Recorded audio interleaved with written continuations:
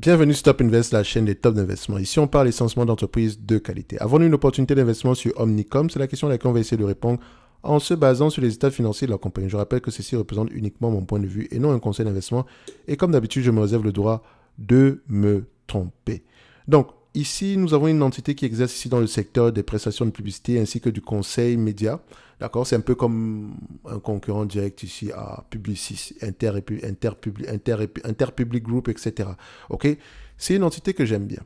On va aller regarder ça ici du point de vue quantitatif. Je rappelle que, comme je dis toujours ici, l'analyse fondamentale ici sont les éléments quantitatifs et des éléments qualitatifs. Le quantitatif présente les chiffres et le quantitatif ici fait parler les chiffres. OK? Donc, quantitatif, présentation, qualitatif, faire parler les chiffres.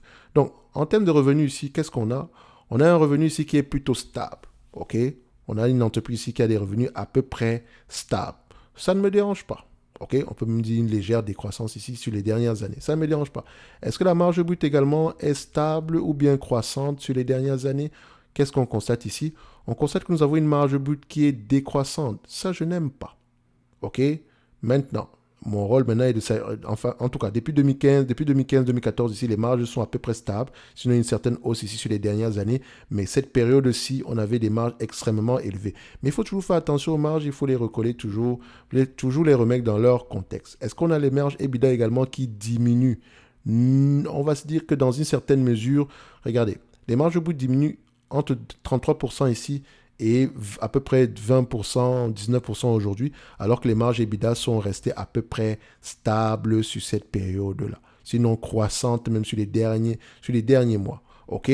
So, il faut faire attention. Il me semble que ça doit être ici une ça peut être dû ici à des éléments comptables, etc. Ou bien le fait qu'on ait racheté des entités ici qui ont certes des marges moins élevées, c'est des marges brutes moins élevées, mais avec des marges EBITDA ici assez similaires. Donc il faut faire très attention. Donc, en termes de net income, est-ce que les net income et les free cash flow vont dans le même sens? Donc, on prend ça ici, net income et free cash flow. Est-ce que ça va dans le même sens? On constate ici que c'est à peu près, les free cash flow ont tendance à être plus élevés sur cette compagnie-ci. OK? Tant mieux. Vous voyez que les net income ici ont tendance également à croître. Tant mieux. Maintenant, en termes de nombre d'actions, est-ce que c'est une entreprise qui rachète massivement ses actions? Ouh, magnifique. On adore ça. Elle rachète elle bouffe littéralement ses actions. C'est une bonne chose. D'accord? En termes de dette nette, est-ce qu'elle a une dette nette ici assez gérable par rapport aux EBITDA? Est-ce que nous avons quelque chose en dessous de 5? On a ici une dette nette sur EBITDA aux alentours de 1,1. Magnifique. Maintenant, qu'est-ce que ça va nous donner ici en termes de valorisation? Est-ce que c'est un business, à combien de fois les bénéfices le marché paye généralement ce business-ci? Je vous dirais, généralement, c'est un business qui peut s'échanger entre 15 et 17 fois les bénéfices. Je dirais même 17 fois les bénéfices ici. Les dernières années, ici, le marché a eu tendance à payer des multiples très peu élevés pour cette entité-ci. Et franchement, je ne comprends pas pourquoi. Mais dans tous les cas de figure, quand on prend ici la médiane, voilà, on voit qu'on est à 10 fois les bénéfices, ça n'a pas de sens. 10 fois les free cash flow, ça n'a pas de sens. Idéalement, ici, je vais vous dire qu'on serait aux alentours des 15 fois les bénéfices. OK? 15 fois les bénéfices pour cette compagnie-ci. OK? Donc, ici, quand on va prendre en considération les net income et les free cash flow ici, d'accord, on met sur le même graphique, on voit que les free cash flow ici ont tendance ici à, être à parler le même langage. Je vais même prendre les adjusted earnings ici. On s'attend ici à 8,43 $. Là, on s'attend à peu près à combien? 9,42 $. Donc, c'est à peu près la même chose ici. Donc, on va prendre les free cash flow. Donc, nous avons un business ici. Et je vais être gentil, hein, qui peut s'échanger ici à, disons, 15 fois les bénéfices. Si on les prend ici en termes de rendement, admettons qu'elle vous distribue la totalité des bénéfices nets ici en termes de dividendes par rapport au prix actuel de 89,95 et tout en vérifiant si c'est un business assez prévisible. Vous voyez ici que le analyse scorecard est assez correct. OK, sauf peut-être sur les 2 dernières années ici. Mais si on compare avec les adjusted earnings ici, ça va. OK, donc si elle vous distribue la totalité des free cash flow ici en dividende, quel est le rendement que vous allez avoir en date d'aujourd'hui? Donc, vous aurez un rendement aux alentours de 10,69%. Aujourd'hui, sur les 12 derniers mois, par rapport au free cash flow yield, on vous propose 6,89% de rendement. D'accord? Sur les 12 derniers mois. OK?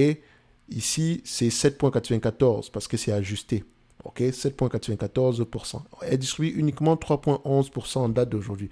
Donc, il y a de fortes chances que ce dividende-là continue à croître dans le futur. Ok, oui, je n'ai pas pris en considération la dette ici, mais je vais y revenir. Attention, ce n'est pas que je n'ai pas pris en considération la dette. Quand je reviens ici par rapport à OMC, je prends la dette nette. Ok, dette nette ici, la dette nette ici est aux alentours de 3 milliards 170 millions. Ok, donc on va regarder la dette nette par action à ces niveaux-ci. On prend ça, on va regarder ici Finance, Fundgraph, on regarde ici dette nette par action, on a à peu près combien? On a à peu près aux alentours de 11,40 $ par action en termes de dette nette. Au dernier trimestre, donc on est à peu près à 15,50 $ au dernier trimestre. OK? Le prix ici, entre parenthèses, vu que c'est un business qui peut se changer ici à 15 fois les bénéfices, si on prend 9,62, business assez prévisible, fois 15 fois les bénéfices, moins à peu près 15 $ combien? 15,50 $. Moins 15,50 $. On a un prix aux alentours de 130 $ l'action, 129 $ l'action. Et encore, comme je l'ai dit ici, c'est un business, je dis bien, c'est un business qui est extrêmement rentable, d'accord? Qui rachète massivement ses actions. Mais le problème, c'est que le multiple est généralement très peu élevé. Ce n'est pas plus grave que ça, parce que tôt ou tard, le marché finira par lui donner le multiple qu'elle mérite. OK? En date d'aujourd'hui, on va déjà se limiter à 15 fois les bénéfices. C'est déjà assez intéressant. Et ce n'est pas un business qui est voué à disparaître que du jour au lendemain. C'est vrai que c'est un business assez mature ici. Mais voilà, on reste assez confiant sur ce genre de business dans le futur. OK? Donc, Omnicom, ça pourrait être intéressant de commencer à creuser, surtout pour ceux qui recherchent un dividende ici et voilà une appréciation ici du prix de l'action. Okay, vous constatez ici que depuis à peu près 2017, c'est un business à peu près qui reste très sous-évalué, mais vous pouvez constater que depuis 2017, elle rachète ses actions. Depuis 2017 également, le bénéfice net par action a tendance à croître, non seulement en termes de volume, d'accord, mais également en termes d'unité, donc bénéfice net par action. OK? Donc, pourquoi ne pas commencer à creuser un tout petit peu sur cette compagnie-ci? J'en parle très souvent. On a Omnicom.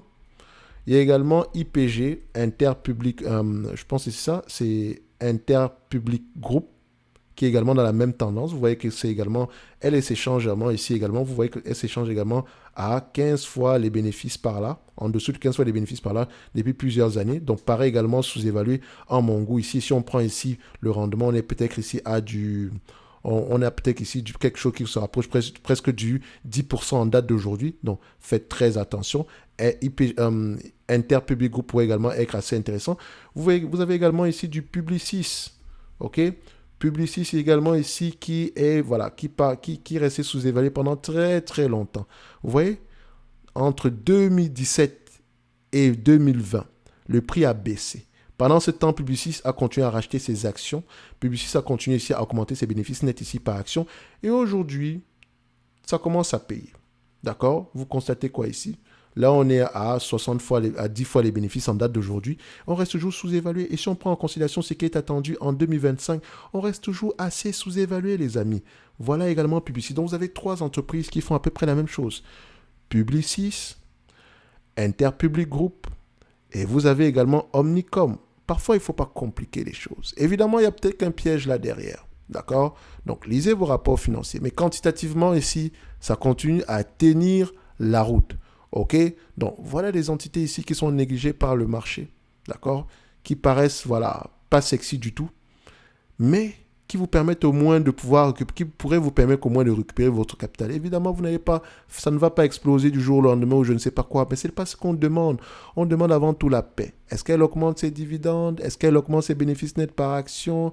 Est-ce qu'elle repaye sa dette ici? Est-ce qu'elle a un business qui a du sens? Est-ce qu'elle maintient ses marges?